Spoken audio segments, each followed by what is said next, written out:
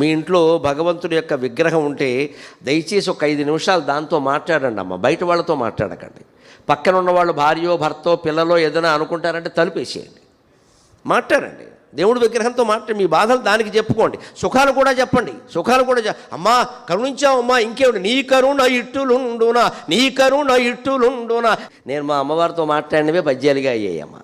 నాకు ఎప్పుడైనా మంచి జరిగింది, శుభం జరిగింది నేను అడగకుండానే అనిపిస్తే వెంటనే తలుపేసేసి లోపలికి వెళ్ళి మా అమ్మవారి విగ్రహం ముందు ఓ పద్యం చెప్పేస్తా. నీ దయ్య ఎలా ఉంటుందా, నీ కరుణ ఇట్టులుండునా, చీకునట విలంబమవును. ఎన్నో ప్రార్థన పద్యాలు చెప్పాను నేను, ఇంతవరకు నాకు అది కనపడలా. కానీ కాస్త ఆలస్యమైంది. కానీ చేకొన్న ఎడన్ ఆకొనక ముందే అన్నము మాకందింతువు భవాని. ఇంకా బిడ్డ పూర్తిగా ఆకలితో మాడిపోకుండానే, ఆకలి ఇస్తోంది అన్నం పెట్టమ్మా అని అడగకుండానే తల్లి ప్రేమతో ఒరే 11 అయిందిరా, అన్నానికి రావా అని పిలిచి పెడుతుంది.